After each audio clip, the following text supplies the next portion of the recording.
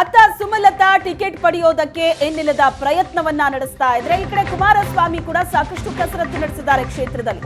ಮಂಡ್ಯ ಟಿಕೆಟ್ಗಾಗಿ ದೋಸ್ತಿಗಳ ಆಂತರಿಕ ಕಾಳಗ ಈಗಾಗಲೇ ಶುರುವಾಗಿದೆ. ಟಿಕೆಟ್ ಸಿಕ್ಕೇ ಸಿಗತ್ತೆ ಅನ್ನೋ ಭರವಸೆಯಲ್ಲಿ ಎಚ್ಡಿಕೆ ಇದ್ದಾರೆ. ಆರಂಭದಿಂದಲೂ ಕೂಡ ಮಂಡ್ಯ ಹಾಸನ ಎರಡೂ ಕ್ಷೇತ್ರ ಜೆಡಿಎಸ್ ತೆಕ್ಕೆಗೆ ಬೀಳತ್ತೆ ಅಂತಲೇ ಹೇಳಲಾಗ್ತಾ ಇತ್ತು. ಆದ್ರೆ ಈಗ ಸುಮಲತಾ ಅವರ ಶತ ಪ್ರಯತ್ನದ ನಂತರ ಅಲ್ಲಿ ಚಿತ್ರಣ ಏನಾದರೂ ಬದಲಾಗ್ತಾ ಇದೆಯಾ ಗೊತ್ತಿಲ್ಲ. ಆದ್ರೆ ಮಂಡ್ಯ ಟಿಕೆಟ್ಗಾಗಿ ಇಬ್ಬರ ನಡುವೆ ಆಂತರಿಕ ಕಾಳಗ ಬಹಳ ಜೋರಾಗಿ ನಡೀತಾ ಇದೆ. ಸುಮಲತಾ ಕೂಡ ಟಿಕೆಟ್ಗಾಗಿ ಸರ್ಕಸ್ ಮಾಡ್ತಿದ್ದಾರೆ, ಮತ್ತೊಂದು ಕಡೆ ಕುಮಾರಸ್ವಾಮಿ ಕೂಡ ಕಸರತ್ತನ್ನ ಮಾಡ್ತಾ ಇದ್ದಾರೆ.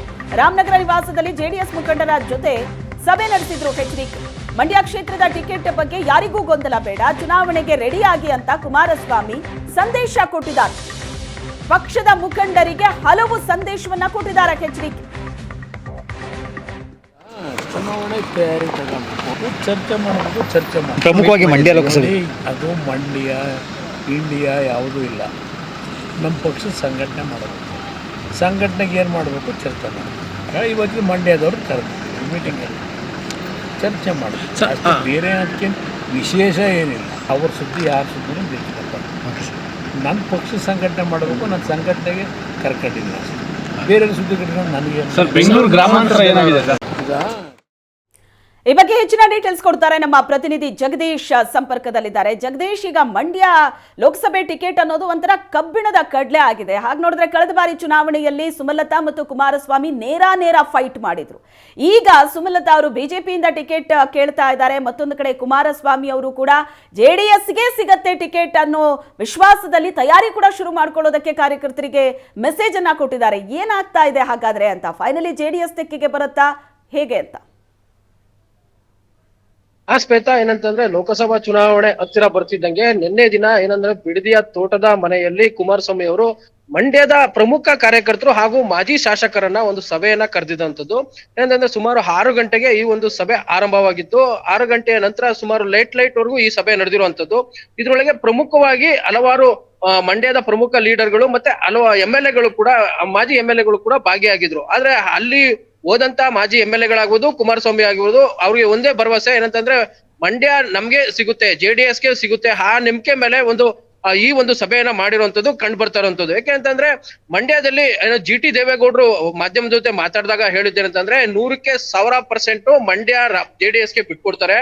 ಹಾಗಾಗಿ ನಾವು ಮುಂದಿನ ಚುನಾವಣೆ ತಯಾರಿಗಾಗಿ ಈ ಒಂದು ಸಭೆಯನ್ನ ಕರೆದಿದೀವಿ. ಎಲ್ರು ಒಗ್ಗೂಡಿಸಿ ಯಾವ ರೀತಿ ಮುಂದಿನ ಚುನಾವಣೆ ನಡೆಸಬೇಕು ಅನ್ನೋ ನಿಟ್ಟಿನಲ್ಲಿ ಈ ಒಂದು ಸಭೆಯನ್ನ ಮಾಡ್ತಾ ಇದೀವಿ. ಆ ನಿಟ್ಟಿನಲ್ಲಿ ಈ ಒಂದು ತಯಾರಿಗಳನ್ನ ಮಾಡ್ಕೊಳ್ಳೋಕೆ ಅಂತ ಈ ಸಭೆಯನ್ನ ಕರೆದಿದೀವಿ ಅಂತ ಒಂದ್ ಮಾತು ಹೇಳಿದ್ರು. ಅದ್ರ ಜೊತೆಗೆ ನಿಖಿಲ್ ಕುಮಾರಸ್ವಾಮಿ ಅವರು ಹೇಳಿದ್ರು ಏನಂತಂದ್ರೆ ಕಳೆದ ಲೋಕಸಭಾ ಚುನಾವಣೆಯಲ್ಲಿ ಮತ್ತೆ MLA ಎಲೆಕ್ಷನ್ ಅಲ್ಲಿ ಓಟಿನ ಆಧಾರವನ್ನ ಗುರುತಿಸೋದೇ ಆದ್ರೆ ಅಲ್ಲಿ ನಮ್ಗೆ JDS ಗೆ ಪ್ರಮುಖ ಒಂದು ಓಟು ನಮ್ಗೆ ಬಂದಿದೆ. ಹಾಗಾಗಿ ನಮ್ಗೆ ಕೂಡ ಈ ಬಾರಿ ಮಂಡ್ಯದಲ್ಲಿ ಲೋಕಸಭಾ ಚುನಾವಣೆಯಲ್ಲಿ ನಮ್ಗೆ ಟಿಕೆಟ್ ಸಿಗುವಂತದ್ದು ಖಾತ್ರಿ ಇದೆ. ಹಾಗಾಗಿ ಈ ಒಂದು ಸಭೆಯನ್ನ ಮಾಡ್ತಾ ಇದೀವಿ ಅಂತ ಹೇಳಿದ್ರು.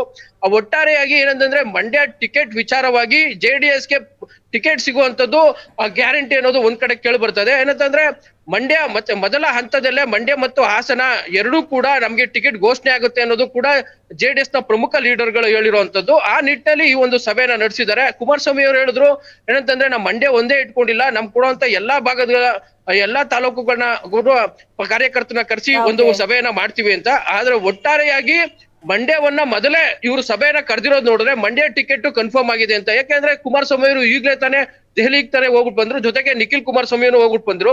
ಆ ನಿಟ್ಟಲ್ಲಿ ಅಲ್ಲಿ ಖಾತ್ರಿ ಆಗಿದೆ, ಆ ನಿಟ್ಟಲ್ಲಿ ಈ ಸಭೆ ನಡೀತಿದೆ ಅನ್ನೋದು ಕೇಳಿ ಬರ್ತಾ ಇರೋದು. ಆ ನಿಟ್ಟಲ್ಲಿ ಮಂಡ್ಯ ಹೊರತುಪಡಿಸಿ ನಿಖಿಲ್ ಕುಮಾರಸ್ವಾಮಿ ಅವರು ಈ ಸಭೆಯಲ್ಲಿ ಇದ್ರು. ಆದ್ರೆ ನಿಖಿಲ್ ಕುಮಾರಸ್ವಾಮಿ ಅವರು ಈ ಮಂಡ್ಯದ ಲೋಕಸಭೆಗೆ ಕ್ಯಾಂಡಿಡೇಟ್ ಆಗ್ತಾರಾ ಇಲ್ವಾ ಅನ್ನೋದು ಇನ್ನು ಕೇಳಿ ಬಂದಿಲ್ಲ. ಆ ವಿಚಾರವಾಗಿ ಯಾರು ಕೂಡ ಇಲ್ಲಿವರೆಗೂ ಮಾತಾಡಿಲ್ಲ. ಆದ್ರೆ ಕ್ಯಾಂಡಿಡೇಟ್ ಯಾರೇ ಆಗ್ಬೋದು, ಆದ್ರೆ ಮಂಡ್ಯಗೆ ಟಿಕೆಟ್ ಖಾತ್ರಿ ಅನ್ನೋದು JDS ಗೆ ಖಾತ್ರಿ ಅನ್ನೋದು ಜಗದೀಶ್ ನಿಮ್ಮೆಲ್ಲ ಡೀಟೇಲ್ಸ್ಗೆ.